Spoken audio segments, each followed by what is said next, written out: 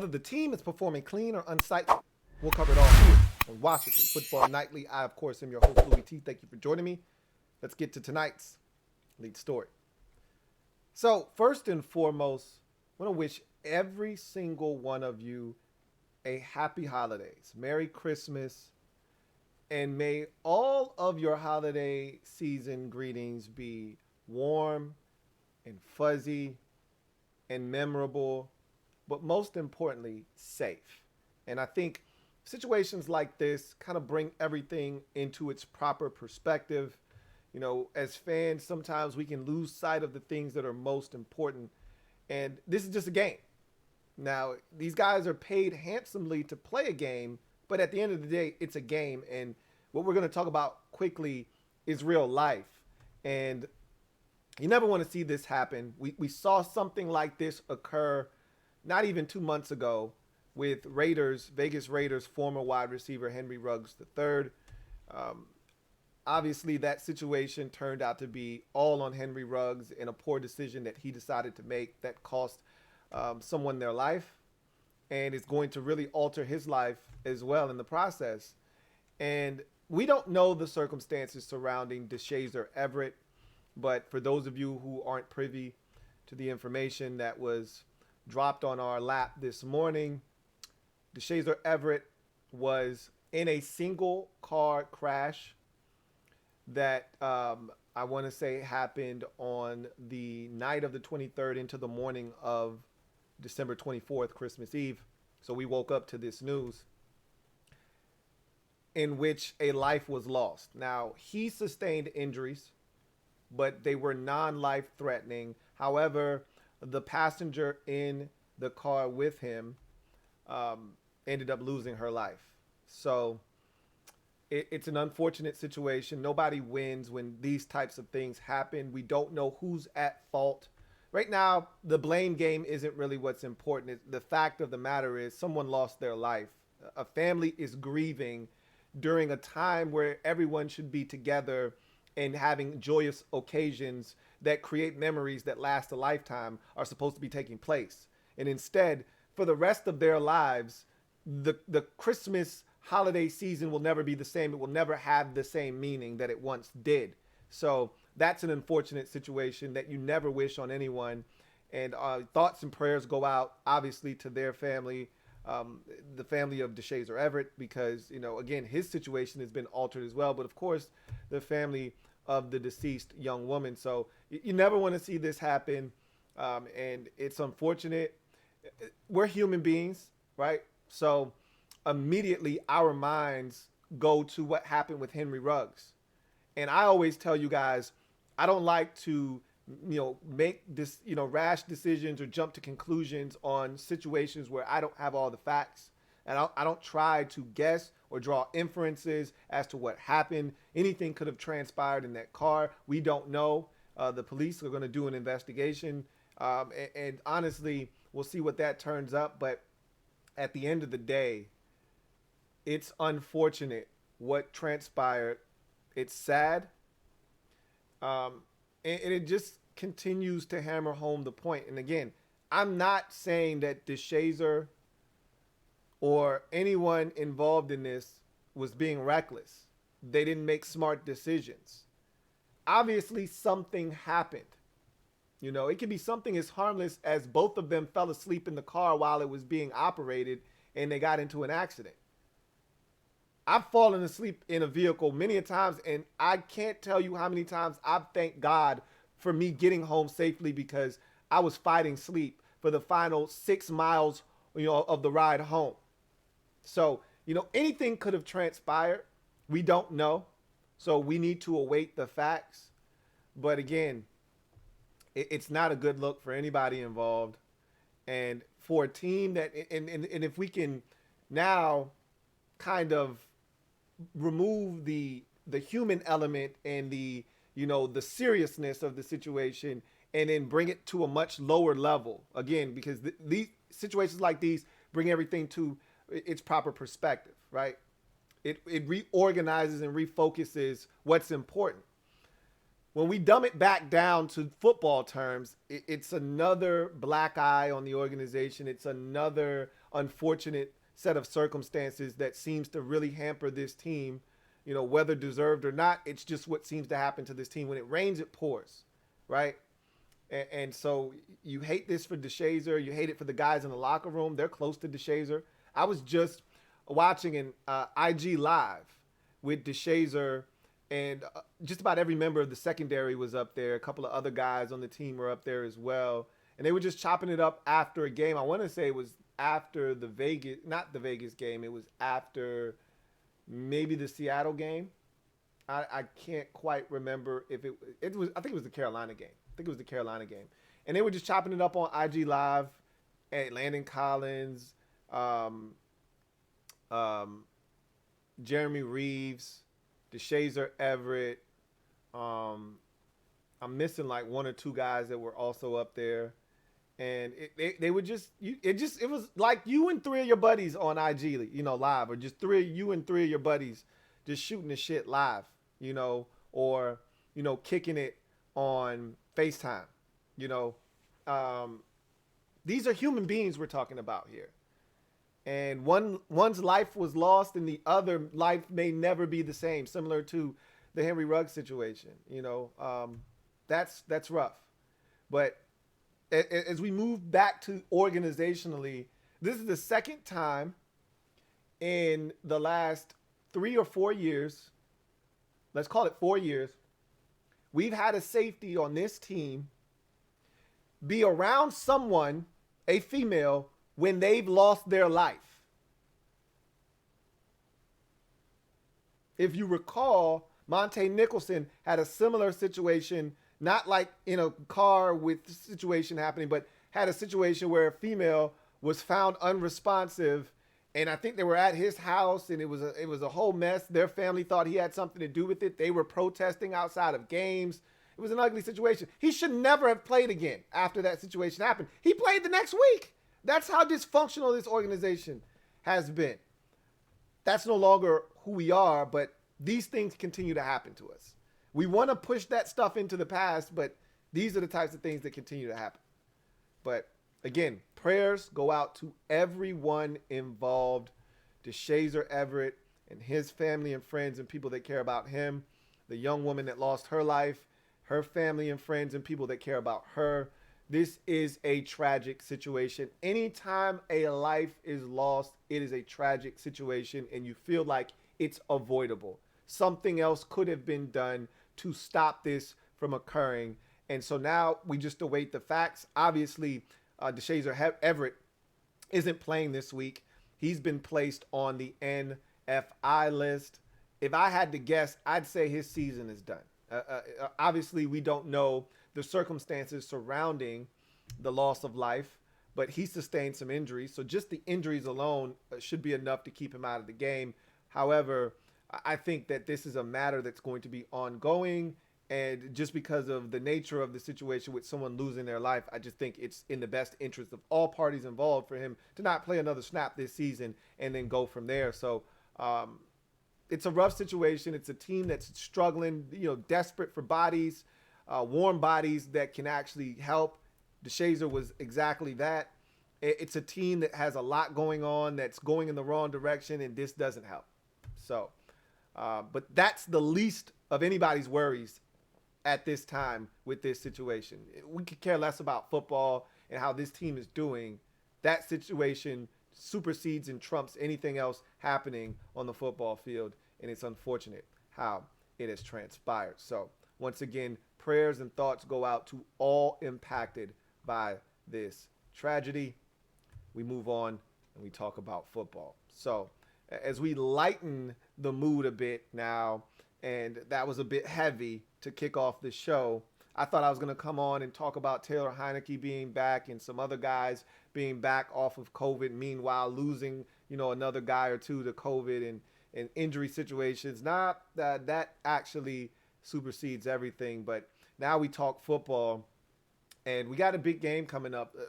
For those of you who, because I asked a question at the end of last show, were you glass half full or glass half empty? Normally, I'm a glass half full guy. I'm the constant optimist. But this is not one of those situations. I deem the season dead after the loss to Philadelphia on Tuesday night. And I wanted to see how you guys felt, and especially the day after, when you are in it. And sometimes I can be over dramatic. I can be in my feelings, in my pocket a little bit.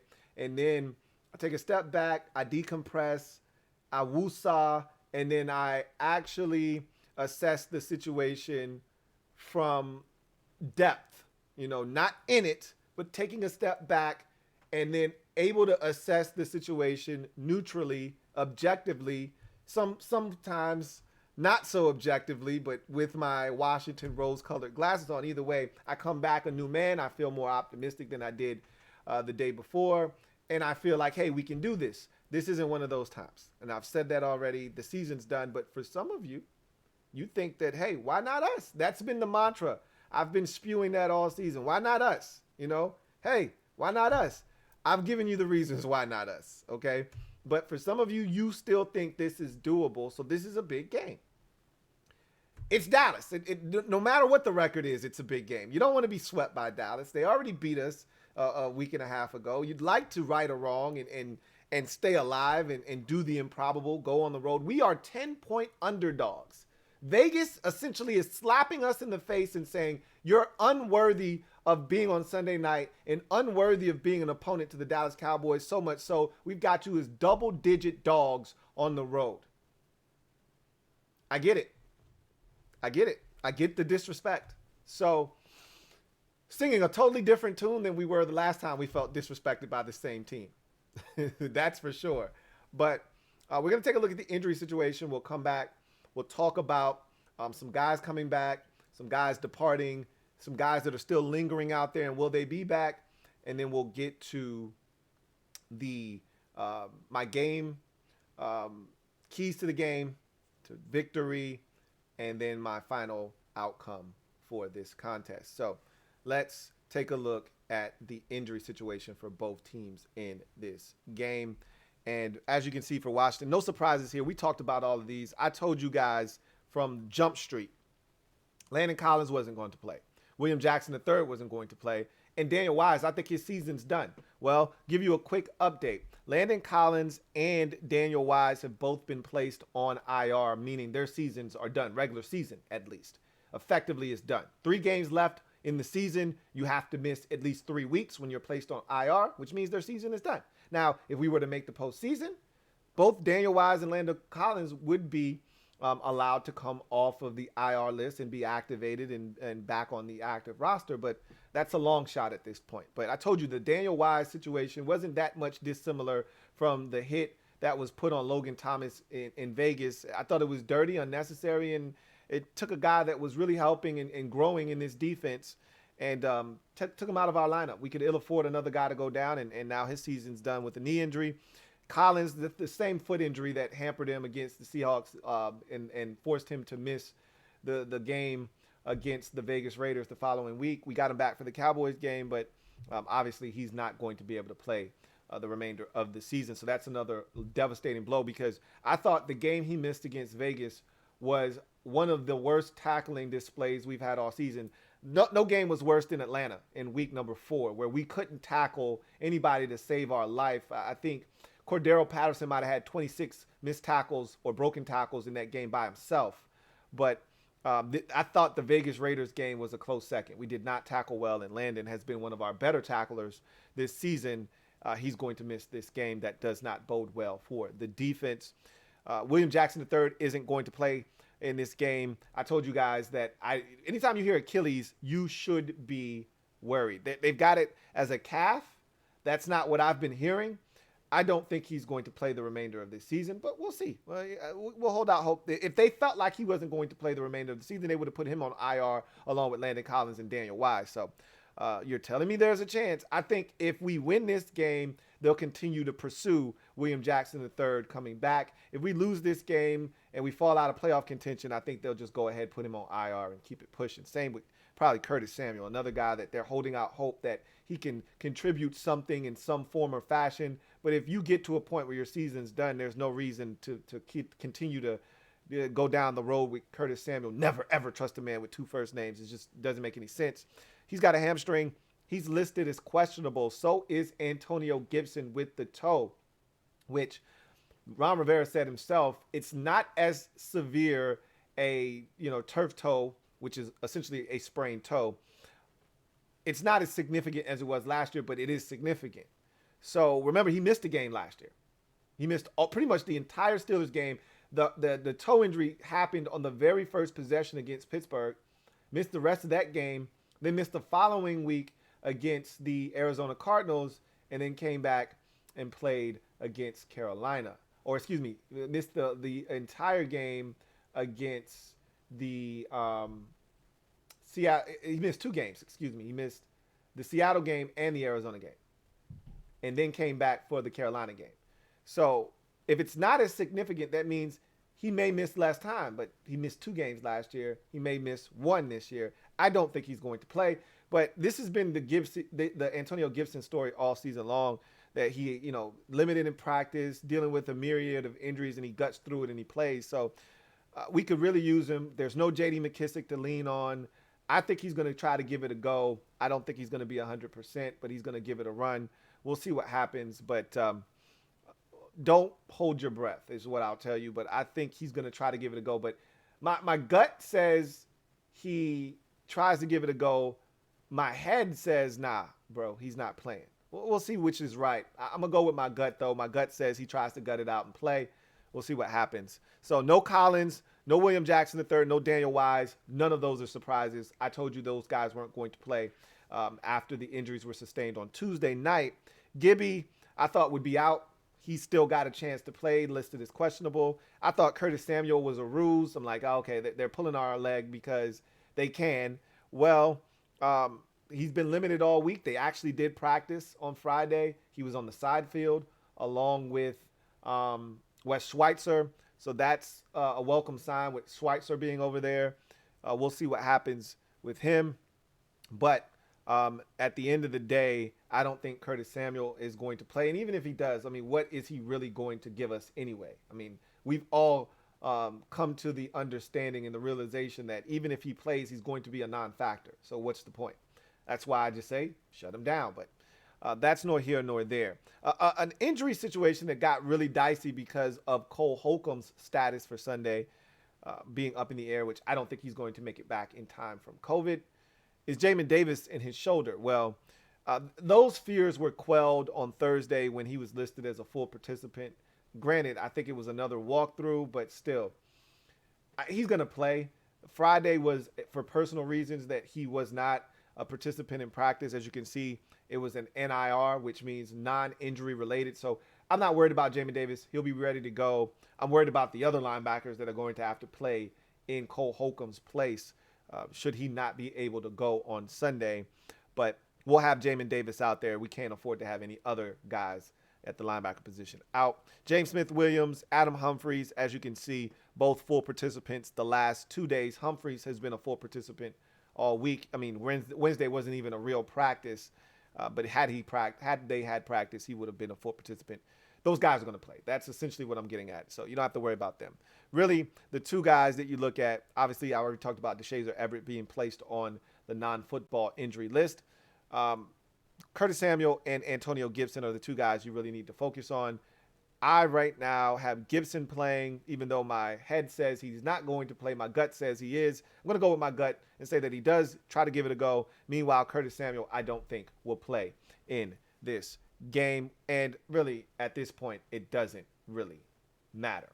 You go to Dallas, and nothing really major to report other than Tyron Smith, their tackle. And I told you guys from the jump, he wasn't playing in this game. When he injured his ankle against us, which is when the injury happened, I said he's not going to play against us this upcoming week. And he hasn't practiced all week, and he's listed as out. They are going to get back, though, a guy that didn't play against us the first time who is a huge difference maker. Obviously, I'm talking about Tony Pollard. That's a little worrisome because he's dynamic. He's the guy. I told you, we don't have Zeke Elliott problems over here. We haven't had Zeke Elliott problems since 2017 or something like that. Like we don't do Zeke Elliott issues. Tony Pollard is a whole different animal, and I'm not looking forward to him being on the football field as he creates a ton of problems in the run game. But everybody else is going to play. As you can see, they've got one guy listed as questionable, and that's Israel Mukwamu. Who cares? He's a rookie that doesn't play all that often. That's not a big deal. Tyron Smith is the one takeaway here, and I'm going to talk about that a little bit later on in the show because that can ultimately turn into a big deal. So let's talk about some roster moves because, our roster situation is very fluid right now. So didn't have a video yesterday. I apologize for that. A lot was going on, as you can imagine. You guys know what the situation is. But Taylor Heineke back in the fold on Thursday, was at practice. He spoke to the media, talked about his bout with COVID, said that the first few days he felt fine, no symptoms. And then, the symptoms started to come on as the week progressed. And he said, it really started to take him, take a little bit out of him. And he just started feeling better the day before he was back in Washington. So that Wednesday, he started to feel better. He was activated Thursday and able to practice. So good news there to have him. He practiced Thursday. He practiced again on Friday, and he's going to be good to go. Same can be said with backup Kyle Allen. So getting healthy again at the quarterback position. The title of the video yesterday was going to be Taylor Heineke's back, too little, too late. That's kind of how I feel about the quarterback situation. Like Kyle Allen is back, Taylor Heineke's back. Woo, yay. Too little, too late. When we needed you, you weren't available. Again, it's no fault of their own, but still, when we needed those guys, they weren't there. That was a winnable game on Tuesday night. And because they weren't available, we lost the game. Not to say that we would have won had they been there, but I like our chances a lot better than with Garrett Gilbert in the mix. So it's good to have him back, but I'm still lamenting an opportunity lost on Tuesday night. Also back in the mix, Cam Curl, Kendall Fuller, some really vital pieces up front or in the back end of the defense, rather. You're still awaiting Brandon Sheriff. Will he be back? You're still awaiting whether Cole Holcomb makes it back for this football game. A couple of big pieces for this football team.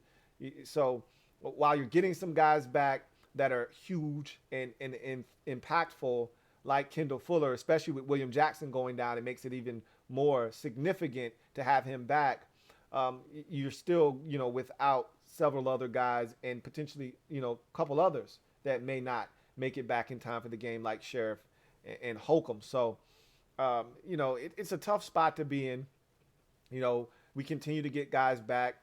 Sam Cosmi was back on Tuesday and played well. So that's a good thing because the last time he came back, he immediately got injured. Knock on wood. Hopefully he's able to stay healthy and finish up the season because otherwise this was a strong rookie campaign for Sam Cosmi.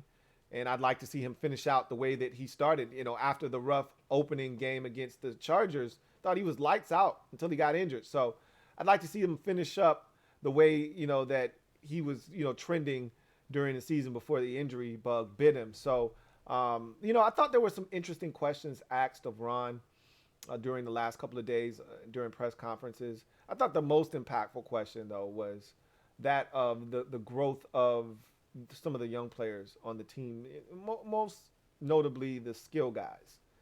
And Ron, talked about De'Ami Brown and how, they'd like to see more from him and they'd like to get him more opportunities. I think that's what it boils down to is I think we've done among the worst jobs in the league. And I'm not watching every team closely enough to know how bad it is with some of their young players and some of their playmakers not getting involved. I know the Bears are pretty bad at getting Allen Robinson the football, but I think we are among the worst in the league at making sure we get specific guys involved. When Curtis Samuel was healthy, we didn't go out of our way to make sure he touched it, which is, to me, a farce. What is he out there for? Like, he hasn't shown what he is capable of doing in a Washington uniform, so why would anybody fear him just being on the field? You have to make them fear him being on the field by actually utilizing him and making teams account for him. We never did that.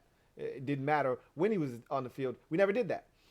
The closest we did that with him was the first game he came back, which was the Atlanta game. It was the first time, and he was his most impactful. Had two big catches, a third down, a fourth down, and like another catch in that game, and it never even got remotely close to that after that. It's ridiculous. But, I don't think we do a good enough job of getting Terry involved and getting him touches, adequate touches. And we're going to talk about that a little bit later on in the show. And Diami has essentially been a ghost since getting injured. Like, remember early in the season, he was a huge part of the offense. Really, to the dismay of, people like myself, I thought he was way too heavily involved early in the season. Like, you're relying on a first-year guy way too much. I get it, Curtis Samuel's not out there, but we got other players, Adam Humphries, and we didn't know at the time that DeAndre Carter would be as big a fixture in the offense. But I'm like, you got other dudes here, Cam Sims, for instance. Like, get the football to some of these other guys. Like, Diami needs to be an afterthought. But I didn't mean for them to completely shut the Diami Brown faucet off, which they have. I mean, this dude, he's not getting any targets. If he's out there, it's just to go in motion, but he's not actually being targeted. So Ron is like, yeah, we need to do a better job of getting him more involved. But, Diami also has to do a better job of understanding why he's doing what he's doing. And the why of what players do, especially when they're rookies, it's tough for them. And I told you Diami, it was going to be a little bit of a curve for him, a learning curve, because at North Carolina, he pretty much ran 2 or 3 routes, max. He wasn't running the entire route tree. It wasn't very sophisticated what they were doing. And he only played the X at North Carolina. He never moved around. So there's a lot being put on his plate. He's moved around to all 3 positions in this offense. And also, he's had to, learn the nuances of running routes and why you run this route and why you get this depth and why you run it at this pace. And Ron talked about all those things because Diami, hasn't been a huge part of this offense. He really has been non-existent and not a part of this offense. So he's like, yeah, we need to get him more involved. You think? But he talked about the growth of John Bates. He talked about, some of these other guys that have played really well that they've, seen growth in this season. And I just think that's something that needs to continue to happen, is the development of some of these young players.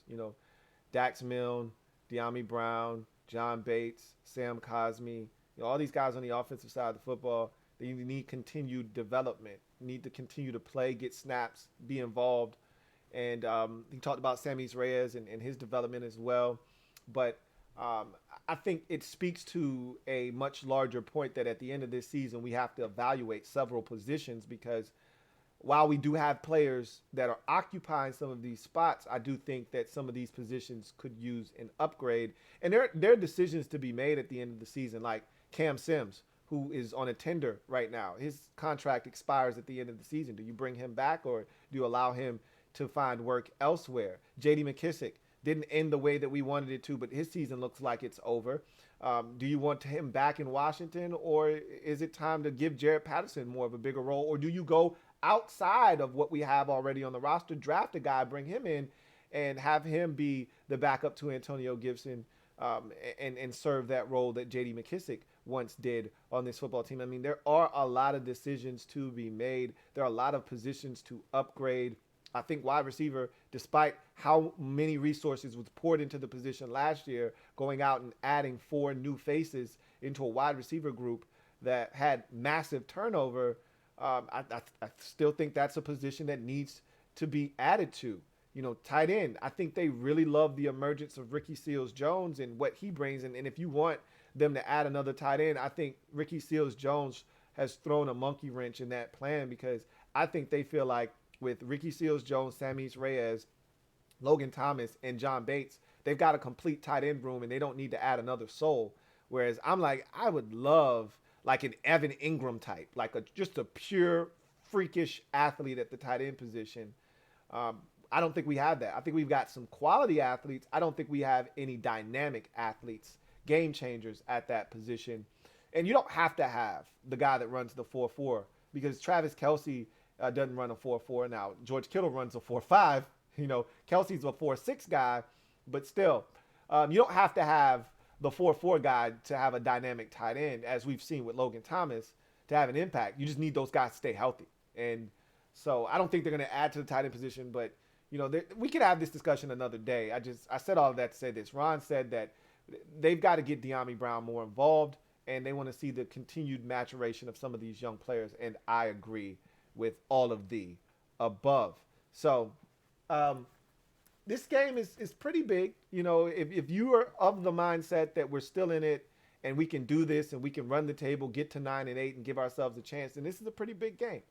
For the rest of us, it's a big game because it's Dallas, but your hopes of winning this game aren't very high, and we're stuck in between a rock and a hard place. So I said that to transition right into Behind Enemy Lines, where we're going to take a look at this upcoming game at Sunday Night Football. And I want to give a shout out to Mr. Ron B, because Mr. Ron B, I was reading the comments in the comment section of the video the other day, and he said this game was scheduled for Sunday night. Like, stop saying that it was flexed. And so I was like, really? This was supposed to be on Sunday night? I didn't remember us having the trifecta when the season started. And maybe I just got sucked in tractor beam to the fact that we had 5 straight division games at the end of the season, and I just lost sight of the fact that one of them was on Sunday Night Football against Dallas. That said, Mr. Ron B is totally 100% spot on. This game was not flexed. So I shouldn't have been surprised when I saw it show up on my screen on Sunday Night Football when I was enjoying Bucks and Saints. This game was supposed to be on Sunday night. I'm shocked they didn't flex us the hell out of there. I mean, the significance of Dallas-Washington is huge because it's a big draw. Period. End of discussion. And they know that. But we're 6-8. This game made sense 3 weeks ago. Like, oh man, this could be juicy for us. It's not anymore. Dallas is 10-4. They've locked up a playoff spot. They're more likely than not going to lock up the division after they take care of business. And we're trending in the wrong direction. But that said, this game was supposed to be on Sunday Night Football. I dropped the ball on that one. I did not realize that. But in any event, that's irrelevant. What is relevant is that we'll be bringing our benches to Dallas like we did in Philadelphia, and which doesn't make that much sense because they're heated benches, and we claim that you want to have your benches and have your guys be comfortable, and the benches may go out. Well, we're playing inside, but okay, we're going to be petty. That's fine. I'm all about pettiness. So, keys to the game. That's what's important. We haven't done a good job the last 2 weeks, and that's why we've lost. Can this week be different? Let's see. Here are the keys to the game for Washington's offense versus Dallas's defense. We start with a big one. Ice cold Heine Ultra. We need ice cold Heine Ultra. I mean, I'm talking about straight out of the fridge. He didn't play last week. All right. Hasn't seen the field in over a week and some change. So he's coming out of the gate cold. All right. Not warm. Hasn't been like previous weeks where he's played and he's in a rhythm. He's coming off the bench cold. Ice cold. You know what revenge is best served? How it's best served? Ice cold, and we need Taylor Heineke to be cold-blooded. Ice cold Heine Ultra.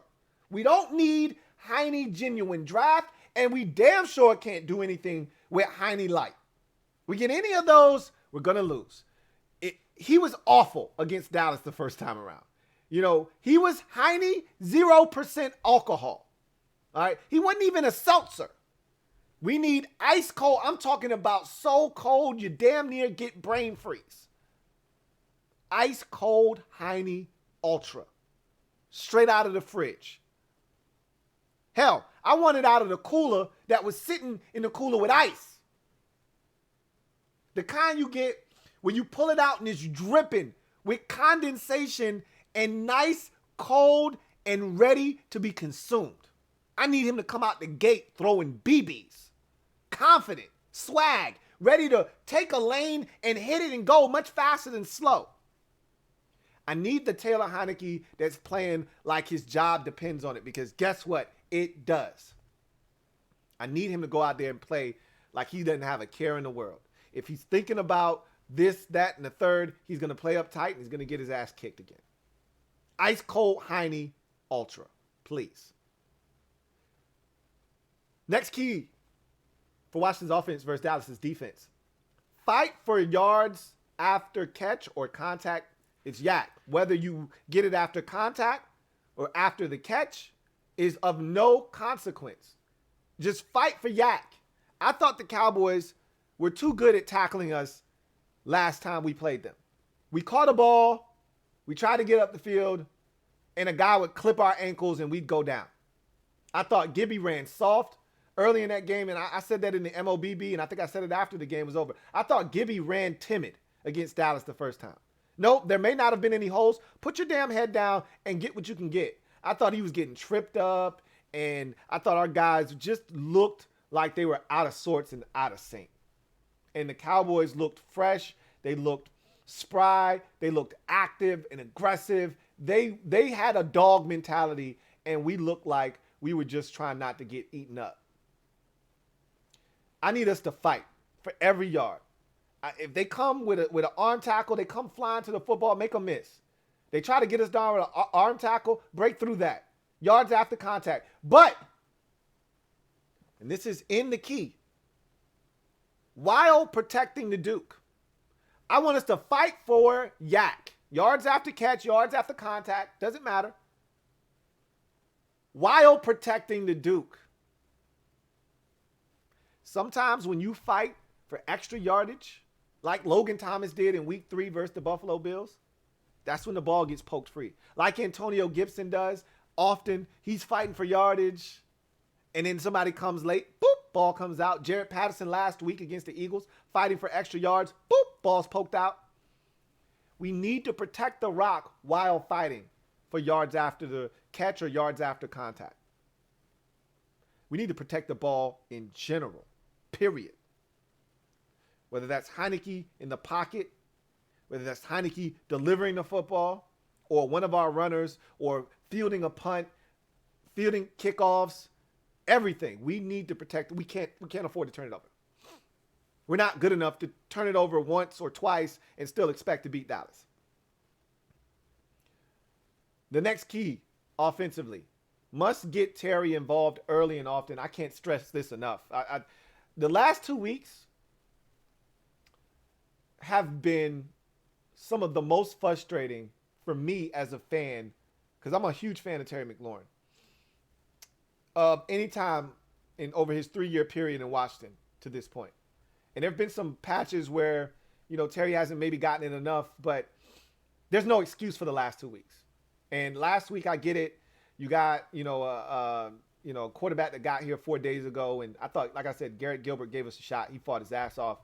And he threw the deep ball to Terry, and Terry went and got it. He threw another little, underneath route on third down and got deflected. And he threw another one on third down, and Terry caught it. And that was it. 2 for 55 for Terry on 3 targets. That's bullshit. Any game in which Terry has less than 7 or 8 targets, really, the magic number for me, he's got to have at least 7 targets. But I really want that number to be 11, 12 in every game, because, in excess of 11 target/touches. Like, there's no reason for Terry to go a full quarter without touching the football or having a target his way. Like, we will go games where the whole first half, Terry's not even targeted. He's not mentioned. And you just go, you forget for a second that he's even on the team. Like, what the hell is going on? Like, I don't understand how you can have a guy the caliber of a Terry McLaurin, all the shit he's had to go through with all these quarterbacks, not having any stability at that position, which is the most important, especially for a wide receiver, because you're looking for continuity with the guy that's getting you the football. Not having that his entire career, playing with multiple quarterbacks every single year, and then having to deal with the fact that he's had no road dog. Not a single one since getting here. Not in his rookie season, not in his second year, and hasn't had one. Thought he was going to have one in Curtis Samuel. Doesn't have one this year. Doesn't have a road dog. He's got to fight for himself and fend for himself every single week against the team's best. And if they want to, they roll coverage and double him in critical situations. It's bullshit. Still, he needs to be targeted and he needs the ball in his hands. I don't care if it's on a slant, wide receiver screen, jet sweep, find creative ways to get 17 involved. This is the week where I say, I don't want any excuses. If we come out of this game and Cowboys fans are saying once again, oh man, Trayvon Diggs shut down Terry McLaurin, I'm going to be pissed because that's false. It's a false narrative. I don't want to hear that shit after the game. Even if Terry has 11 targets and only catches 3 of them, so be it. It's better than the no catches he had the last time we played the Cowboys. That shit is despicable and it can't happen. And I don't want to see this shit happen again. And I'm sick of it happening. Scott Turner, figure this shit out. Taylor Heineke, figure this shit out. Your best player shouldn't go a whole ball game without touching the rock.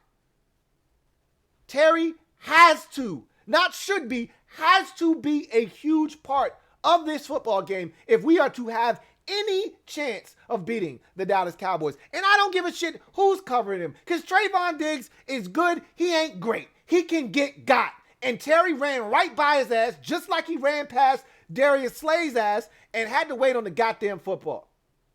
Get Terry the rock, please. Early and often. First possession of the game. Hell, for me, first play of the game would be a slant to Terry. Let's pop the top on this shit right now. I bet you they don't do that, though. Bootleg and have Terry come across the formation and get it to him in the flats. Something to get your best player the football early. Next key to the game offensively. Stay out of 3rd and long and convert 3rd and shorts. So we're not a 3rd and long converting team. We haven't been all season. That's not our MO. Every now and again, we'll get in a 3rd and 9 and we'll convert. But that's rare. We don't want to be in 3rd and 8 or 3rd and 11. That's not our forte. That's not our strong suit. However, what we have done a great job of is if we're in 3rd and 13, we'll get 10 and make it 4th and 3, and then we'll go for it. And a lot of times we've converted on 4th down. Same thing with 2nd and long. We've done a great job of 1st down getting 5 and 2nd down getting 3, and now it's 3rd and 2. Okay, well, it's good to be in 3rd and 2, but it's only cool if you convert 3rd and 2. We didn't do that the first time against Dallas.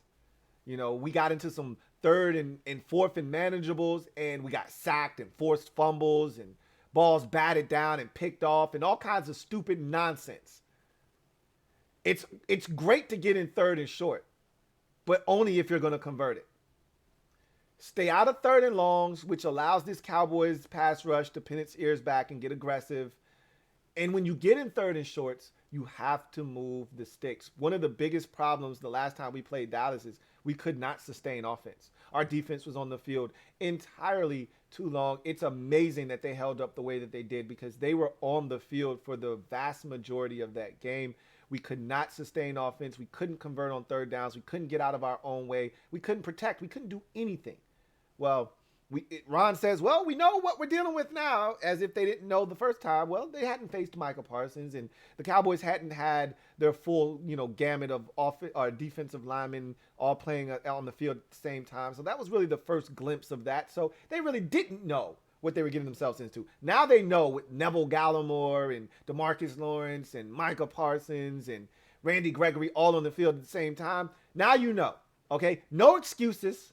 Can't be shocked this time when Neville Gallimore runs over your center and blows him up, knocks him out for the season, or runs over your center and makes a tackle for loss on Antonio Gibson. Now you know what Neville Gallimore is all about. Can't be surprised when Randy Gregory is rushing up the A-gap. Can't be caught off guard now. You know what he's capable of. Figure it out.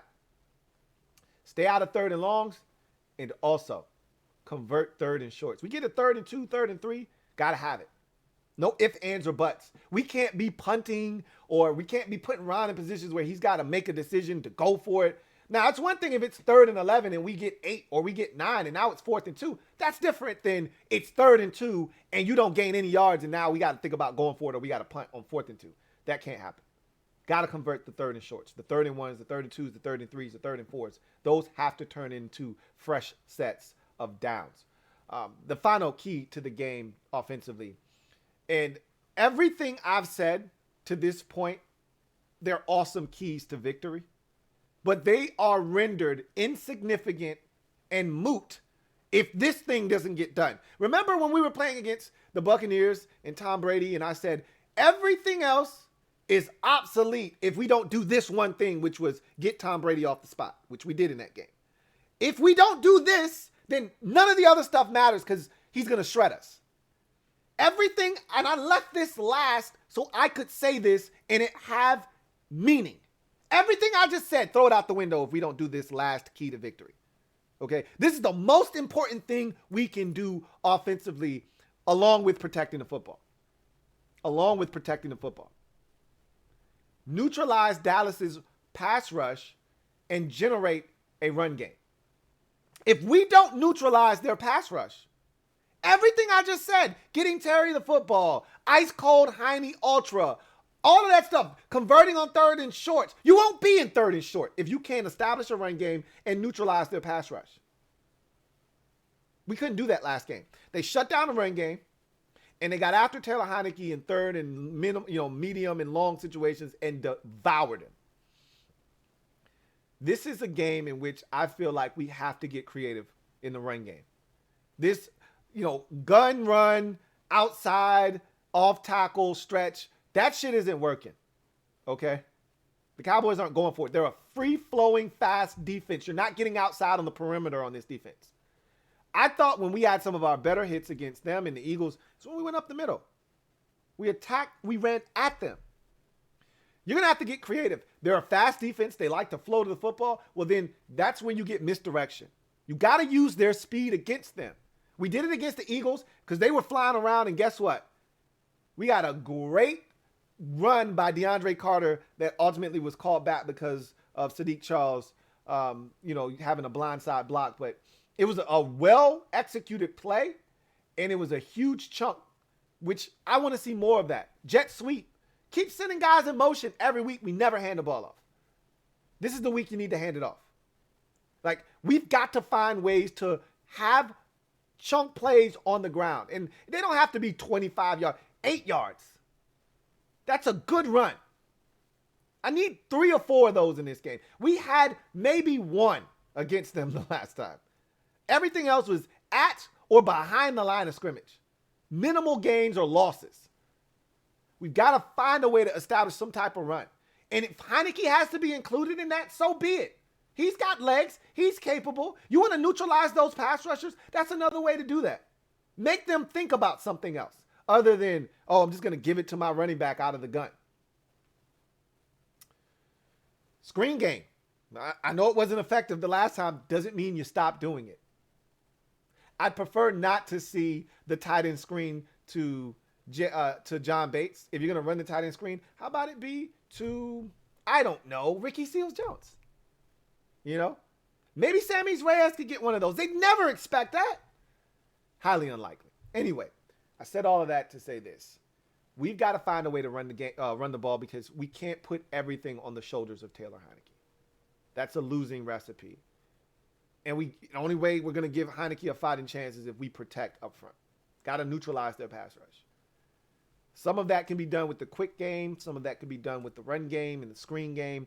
Some of it is just mano-a-mano. Block the damn dude in front of you. And Heinicke, if you don't have enough to pick it up, you got to get rid of it. Get rid of it. If there's a lane, take off and run. Don't just stand there. Run. Don't take a sack. Run. Washington's defense versus Dallas's offense. First key to the game for the D. No chicken or eating of any kind. All right. No chicken or no eating of any kind. What do I mean by that? Well, Tony Pollard is back. I don't know where you live, but around here we have Pollard's chicken. Okay. Maybe that's a 757 thing. I don't know. But where I'm from, Pollard's chicken existed. It was not the greatest chicken, but people ate it. Okay. Zeke Elliott likes to eat. We don't have Zeke Elliott eating problems, and I don't want them to start this week. However, the combination of those two can get pretty dicey if you allow it to, because they're a great complement to one another. Zeke is the hammer, and you got Pollard, who is just this quick, swift, electrifying back, and they complement each other well. So Pollard can hurt you in the return game, out of the backfield as a pass catcher, out of the backfield as a runner. He's multifaceted. I love the fact that he didn't play the first time. We're not going to be given that benefit this time. We got to make sure we neutralize Tony Pollard. No chicken getting off and no eating for Zeke. We got to neutralize those running backs. And again, like we did the first time, make Dak Prescott beat us because we think he's going to make some mistakes. Next key to the game defensively. Keep Dak contained and pressure him. I thought we did a phenomenal job of that last game. I thought we kept him in the pocket for the most part. There really weren't any rush lanes for him to take advantage of. I thought the interior pressure was dynamite. And in order for us to have a chance, we're going to have to do that again. I said before the game, the weakness of this Dallas football offensive line is inside. You know, at the time, Tyron Smith was healthy, and they had the tackle that got ejected from LSU. I can't think of his name at the current moment, but you guys know who I'm talking about. And those guys are rock solid on the outside. But inside, they've played musical chairs at guard with McGovern and Connor Williams. And, you know, none of those guys scare me at guard, at left guard. And the center is okay. It's not great. We know what Zach Martin is, you know, but I feel like that's where you can get pressure inside. Well, we did it. Dak didn't have anywhere to step up. There were throws that sailed, including the interception he threw to Landon Collins, where it was simply him not being able to follow through. You know, bodies around him, couldn't step into that throw and finish the throw the way he needed to not have the ball sail on him. And I want to see us do that again, but I think we have an added element to this game that's the next key to the game. And that's emasculate Ty Nsekhe. Ty Nsekhe is starting at left tackle for the injured Tyron Smith. And we know Ty Nsekhe all too well, former Washington football team member, formerly known as the Redskins. That's when he was there. Then he went to Buffalo, and he played there for a few years, and now he's in Dallas, and he's going to start. He can't be quiet over there. Like, I need Ty Nsekhe to be embarrassed in this game. I need the announcers to mention Ty Nseke's name 5 times in this game. 2 because he gave up sacks, 1 because of a false start, and another 1 or 2 because of a holding penalty that was drawn against him. I need his life to be miserable in this game, so much so that Ty Nseke's mother is embarrassed to call her son her son. Like, that's not my son out there. I don't know who that is, but that ain't my boy Ty. I need Ty Nsekhe to be embarrassed in this game. Emasculate him. Montez Sweat, I'm talking to you. You're the only guy that's capable of doing this. I need you to work this dude over. I really do. And I need one impactful play out of you, whether it's drawing a massive holding penalty in a situation where the Cowboys were looking to convert, or it's a big 3rd down and they convert on 3rd and 6. You draw the holding penalty. Now it's 3rd and 16. They got to punt. Like, I need something big, or you beat him around the edge. Dak doesn't see you come in. You slap the ball out of his hands. We're able to recover. You're capable. Make Ty Nseke's life a living hell in this game. I need his name to be ringing through everybody's ears at the end of this football game. Next key to the game. Limit explosive plays, red zone opportunities, and 3rd down efficiency. Defensively, we did a really good job against Dallas the first time of limiting explosive plays. Tony Pollard adds another element. And now with Amari Cooper crying that this offense isn't as explosive and not really happy with his role, expect him to get targeted and them to open some things up. And with no William Jackson, I'm afraid, I'm not going to lie to you. You know, what Darryl Roberts did last week was admirable. I really respect it. But this is a different animal we're dealing with. The Eagles, I told you, don't scare anybody with their skill guys. That's not the case with the Cowboys. I'm afraid, so should you, and I'm hoping that they don't erupt on us in this game.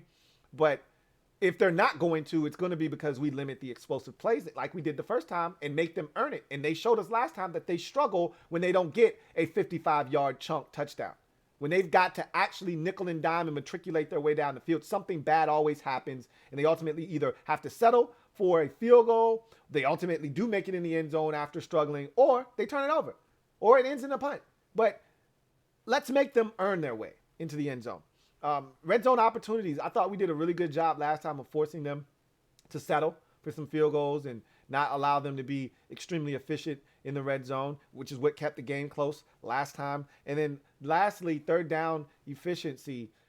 We got to get them off the field. We got to get Dallas off the field on third downs and give our offense a chance. Give our offense a fighting chance. These are all huge things. And then lastly, last key to the game, force at least one turnover, which is what was one of the keys to the game last time when we played Dallas. And we did that. We forced two. And one went to the crib. And I think that was our first residential call of the season. So that was nice. And capitalize on all scoring opportunities. This is more of a special teams thing. I said this against the Eagles. We can't leave any points on the scoreboard. Can't leave any points on the field. Can't miss an extra point. Can't, miss a field goal. Any of that. We're not good enough, to beat the Cowboys without everything going in our favor for the most part. We need to capitalize on all scoring opportunities. If this defense generates a turnover, it needs to be a touchdown.